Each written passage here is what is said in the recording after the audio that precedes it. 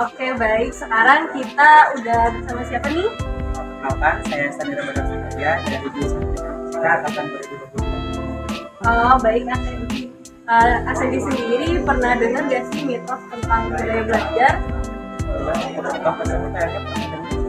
Pernah dengar. Nah, menurut Asendi sendiri, apakah Asendi percaya dengan mitos itu atau tidak? Jujur saya sedikit percaya tentang itu dan juga saya sedikit ada pengalaman. Oke, baik.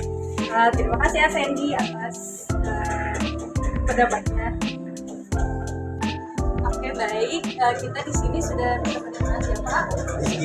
Oh, Rizky dari jurusan apa? Oke, baik. Sebelumnya di sini saya mau bertanya ya, Rizky, pernah dengar gak sih tentang mitos gaya belajar sendiri? Dan pernah sih tapi sering. Oh, tapi sebelumnya percaya gak sih sama mitos itu?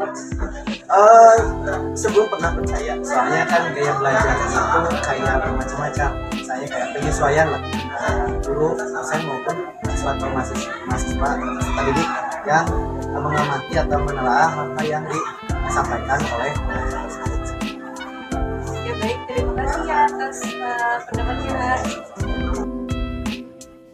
Pada kali ini kita akan membahas mengenai mitos gaya belajar dan hal-hal apa saja yang melatar belakangi munculnya mitos tersebut.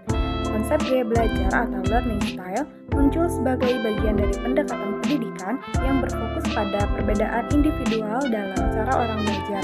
Gaya belajar mencerminkan preferensi individu terhadap cara mereka menerima, memproses, dan mengingat informasi.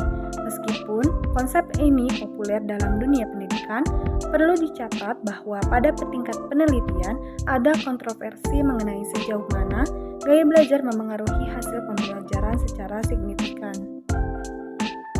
Berikut ini merupakan beberapa latar belakang yang menjelaskan mengenai munculnya mitos gaya belajar.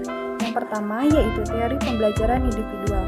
Pemikiran bahwa setiap individu memiliki preferensi dan kecenderungan unik dalam pembelajaran berakar pada teori pembelajaran individual. Konsep ini muncul dari upaya untuk lebih memahami bagaimana orang-orang belajar dengan cara yang paling efektif untuk mereka. Yang kedua adalah model gaya belajar. Model-model tertentu mengidentifikasi berbagai gaya belajar, seperti model visual, auditory, reading or writing, dan kinestetik. Model-model ini mencoba menggambarkan cara orang dapat lebih sukses dalam pembelajaran berdasarkan preferensi dominan mereka. Yang ketiga adalah kebutuhan diferensiasi pembelajaran. Dalam upaya untuk menciptakan pengalaman pembelajaran yang lebih inklusif dan relevan, pendidik mencoba mencari cara untuk mengakomodasi perbedaan individual. Gaya belajar menjadi salah satu aspek diferensiasi pembelajaran. Nah, yang terakhir adalah persepsi masyarakat. Gaya belajar telah menjadi populer di kalangan guru, siswa, dan bahkan orang tua karena konsep ini memberikan penjelasan sederhana tentang mengapa beberapa siswa tampaknya lebih sukses dalam pembelajaran dibandingkan yang lain. Mungkin itulah beberapa latar belakang yang menjelaskan mengenai munculnya mitos gaya belajar. Baik, di sini saya akan memaparkan pendapat dari kelompok kami mengenai mitos siswa memiliki gaya belajar tertentu sebagai satu-satunya kunci keberhasilan dalam proses pembelajaran. Nah, itu cenderung terlalu menyederhanakan kompleksitas kognitif siswa. Nah, memahami teori kognitivisme menunjukkan bahwa setiap siswa memiliki proses kognitif yang sangat unik dan terkait dengan cara otak mereka memproses informasi. Sementara memperhatikan preferensi gaya belajar dapat memberikan wawasan tambahan, tidak boleh menjadi satu-satunya fokus dalam merancang pengalaman pembelajaran. Nah, teori kognitivisme menegaskan bahwa pembelajaran melibatkan pemrosesan informasi, pengorganisasian pengetahuan, dan konstruksi pemahaman. Oleh karena itu, lebih penting untuk memahami keterampilan kognitif umum yang diperlukan siswa seperti kemampuan menganalisis, kemampuan sintesis, dan pemecahan masalah daripada terlalu fokus pada gaya belajar yang spesifik. Penting juga untuk mengakui bahwa pengalaman pembelajaran yang efektif melibatkan berbagai stimulus dan pendekatan pembelajaran.